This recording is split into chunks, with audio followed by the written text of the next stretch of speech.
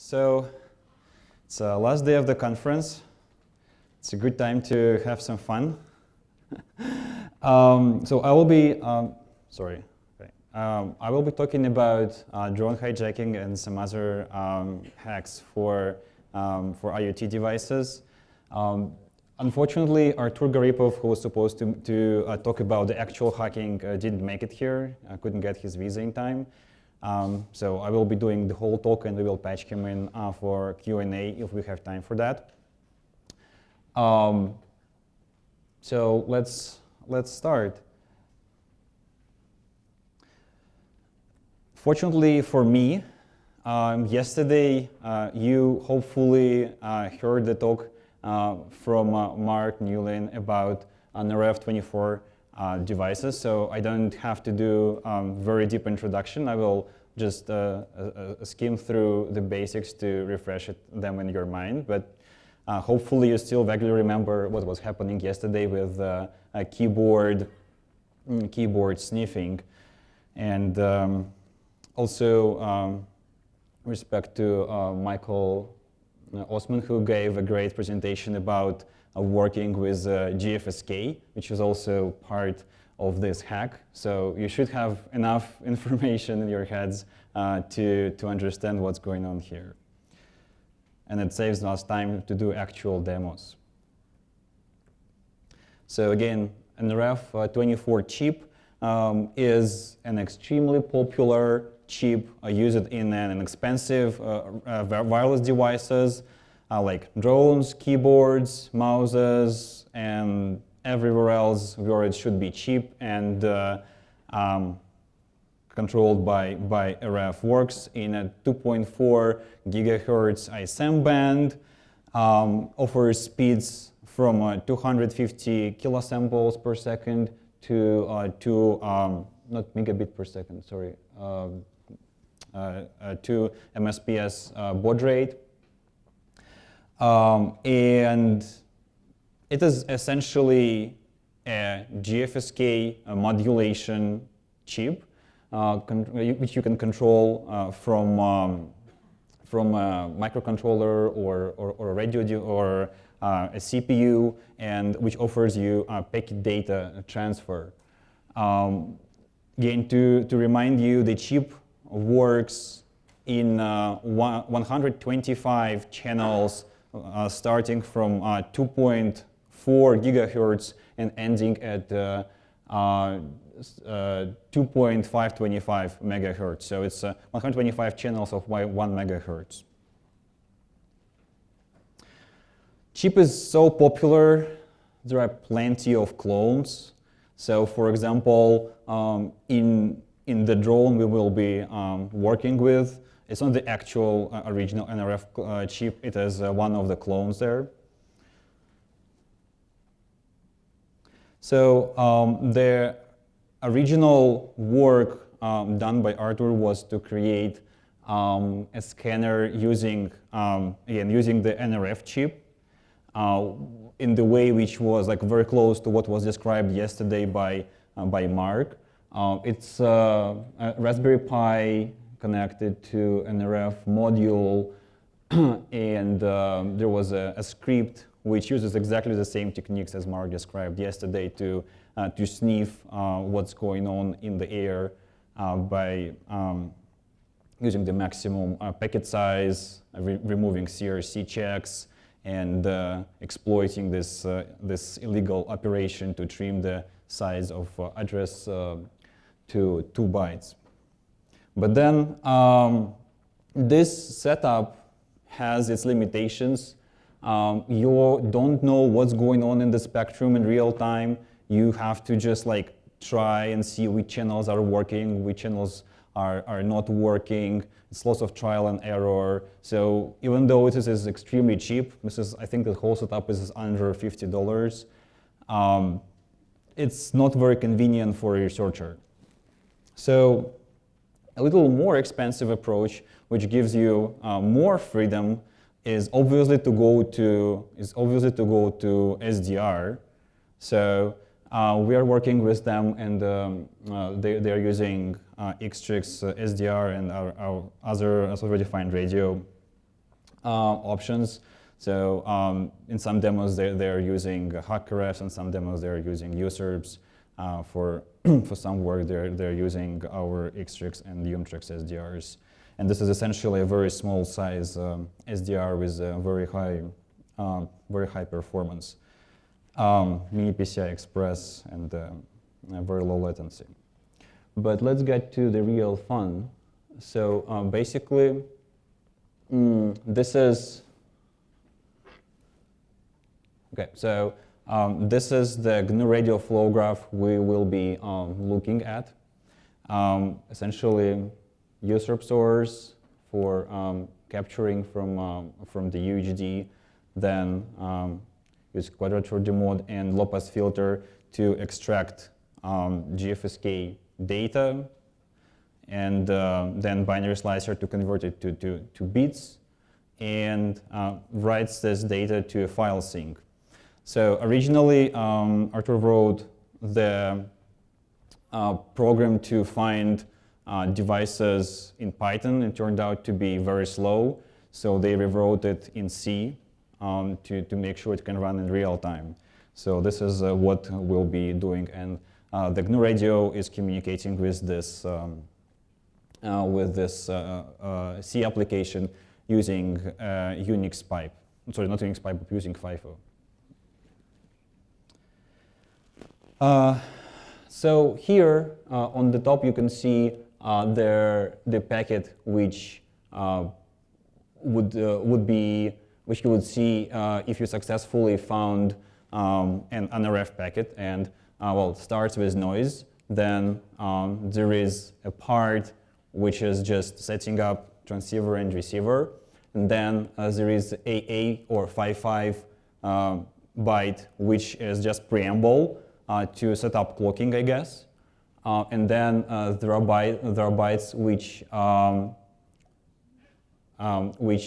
constitute the address of the device. In our case, this is A200098990F, and the rest is data.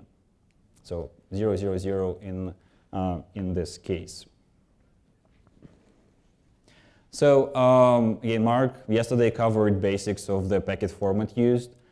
In our case, we will be looking at what's called a common packet, which is very simple. Again, it's preamble, AA, address, which is 3 to 5 bytes, this bytes here, and a payload and CRC.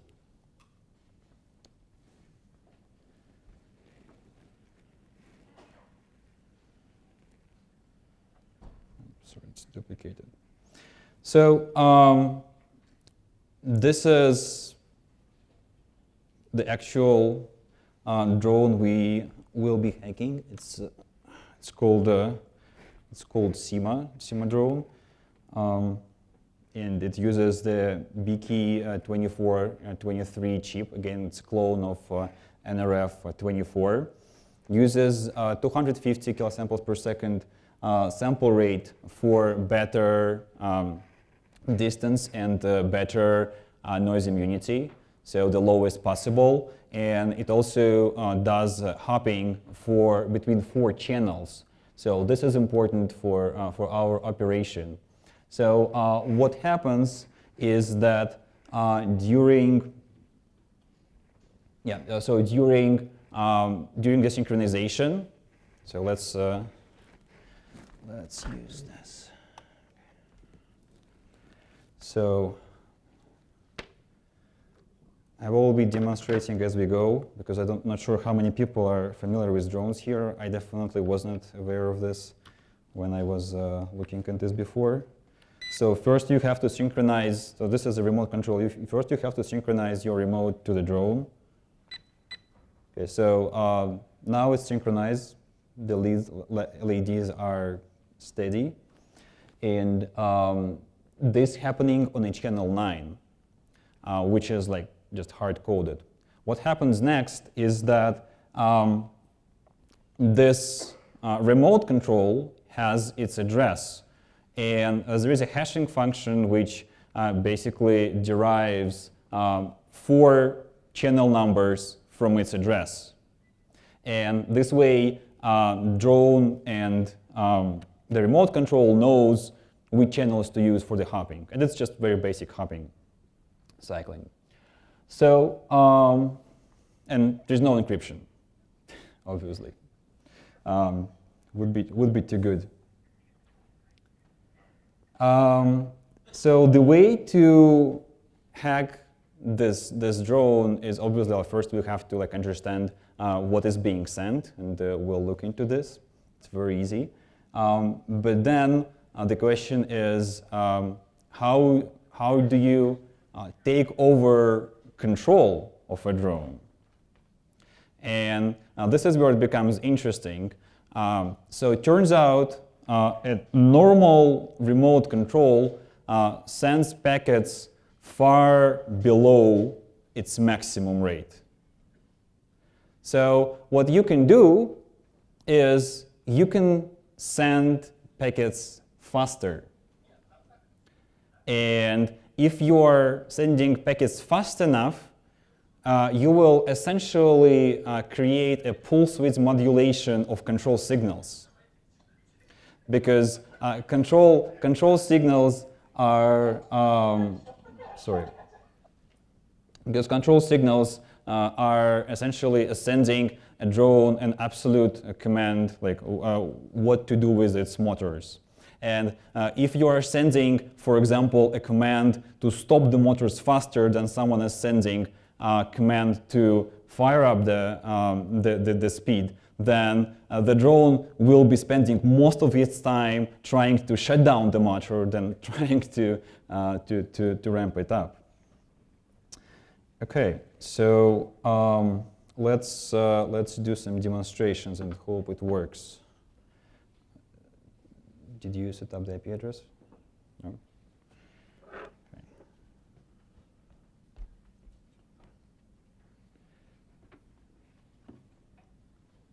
Mm-hmm. Okay, sorry, 1 second. It's Sergey's laptop, so refer to him to configure it.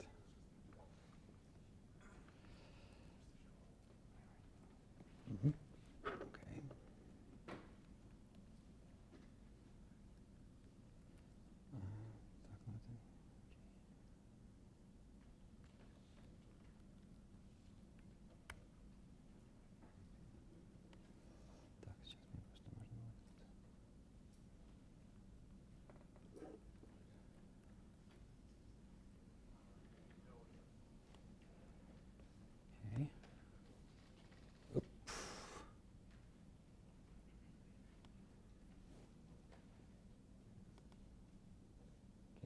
This is the flow graph which you have seen previously. So,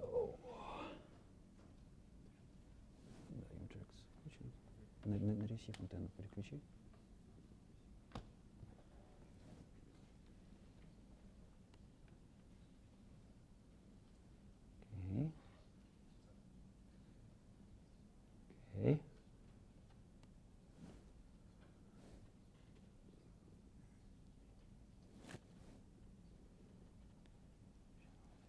So I already know that this specific this specific remote control uses channel 25, 41, and some others. But you can essentially just move and see. So here you can see the GFSK modulation. See 2 spikes for each of the FSK bits. So let's switch to, where's my mouse? Sorry.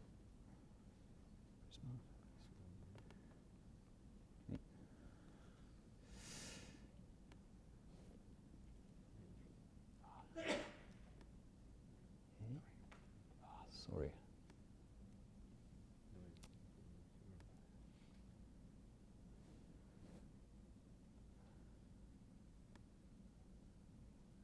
Okay, so you can see very clearly packets flowing by. So again, A200098990F is the address of the remote control, and everything else is data. And you can see that the CRC is fine. So how to figure out the data? Very simply. You hold it wrong. So I am starting to move.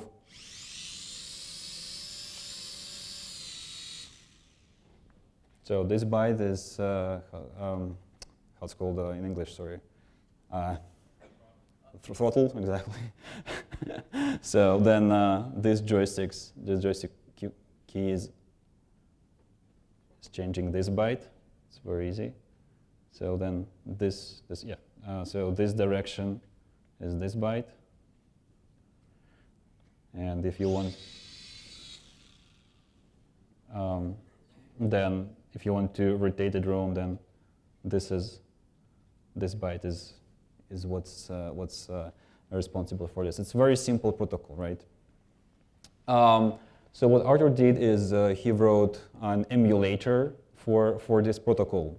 So if someone wants to use a drone while I'll be hijacking you, anyone want to play?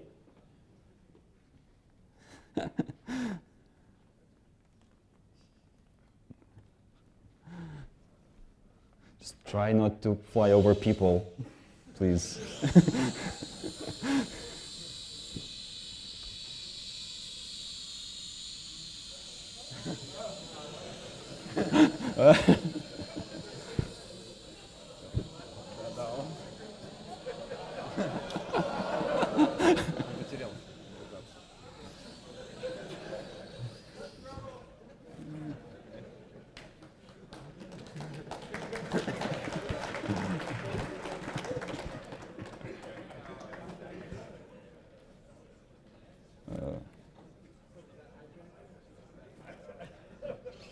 Okay.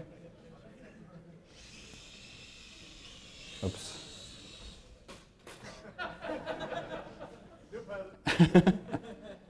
It's okay.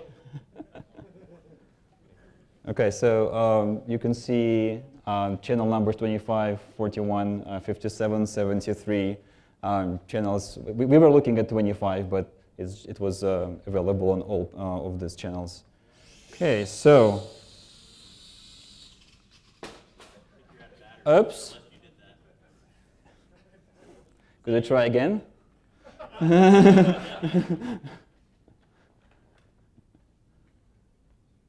Oops, it's turned off. No. That was. So, okay. Sorry, that's just a bad connection issue. It was. Yeah, you have to resynchronize this. Sorry, let me do this. Just,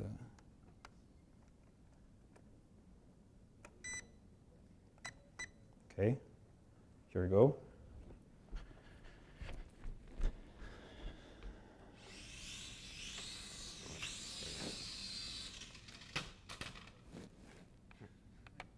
Oops, desynchronized.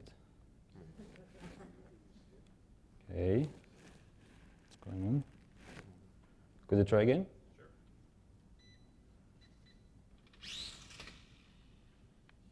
No? For some reason it desynchronizes. This is okay. That's you hear the sound has changed, right? Now it's under my control. Okay, desynchronize again. But maybe. Oh, this is now under my control.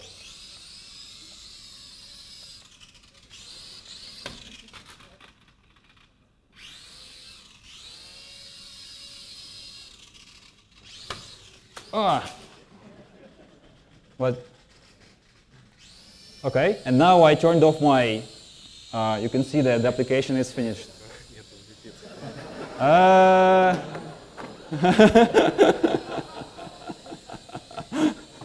Oh, it's good piloting. Yeah.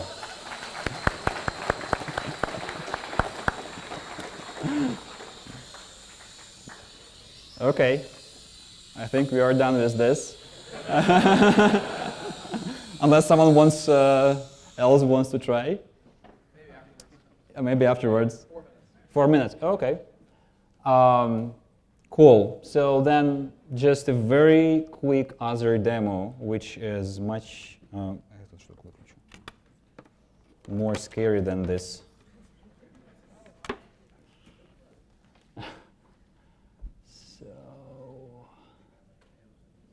Sorry.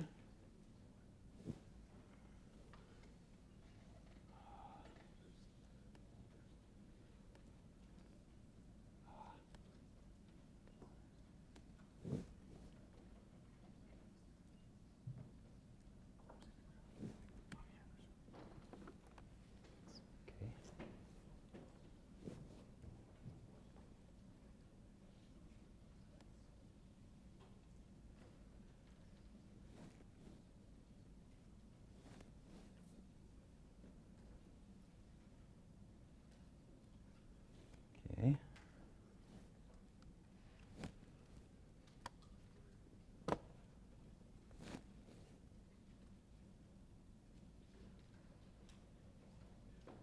Nope.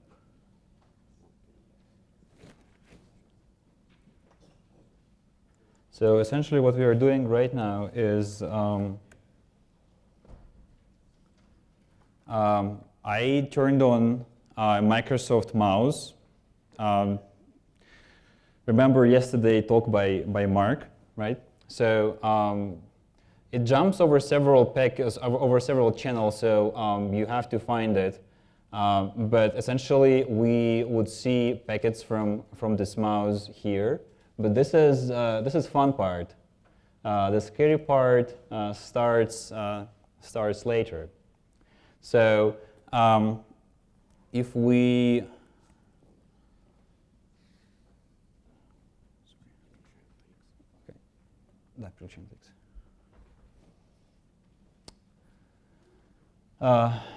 what's the issue is, with this keyboard is that essentially there is a dongle, right?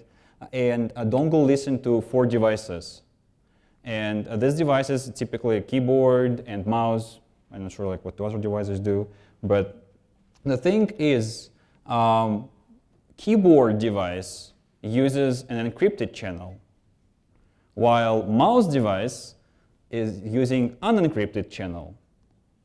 So due to some bugs in the implementation, mouse channel can perfectly receive keyboard packets. So you can actually not only sniff what's going on, you can interact with what's going on. You can send fake keyboards keystrokes to a computer. And this is getting really scary because someone can send, I don't know, format C, enter, or something like this to your computer, and you wouldn't even know about that. What we'll be showing is sending a print screen to the laptop. And let's hope it works. As all fusing, it always, sorry, second.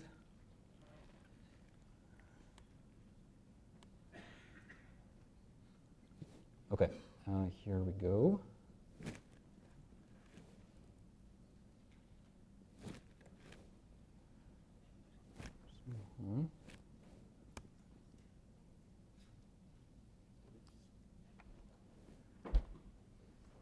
Sorry.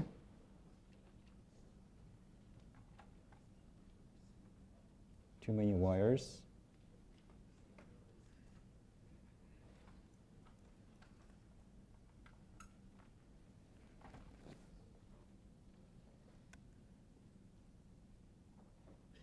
Nope.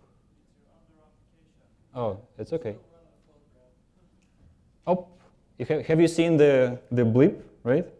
This is what I see on my screen. Oh, sorry. Where is it? Where's my mouse? So basically, my laptop received a print screen keystroke.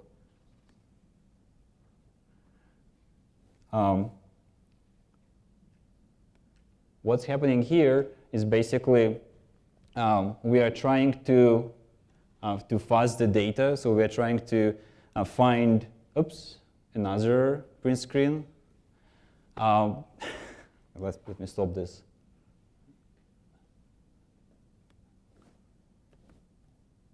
Okay. So what's happening here is basically trying to find the sequence number, because packets coming from a mouse or a keyboard has a sequence number, and we should either make a really smart script which would sniff and then like get the sequence number and use the sequence number, or we can just send many packets and find the sequence number used, and you can see that it works. So if you are one of developers of IoT devices, please make sure they are better secured. This is references to other work related, and thank you very much for your time. I hope it was fun and interesting. All right, let's thank our speakers. All right, we don't have any time for questions.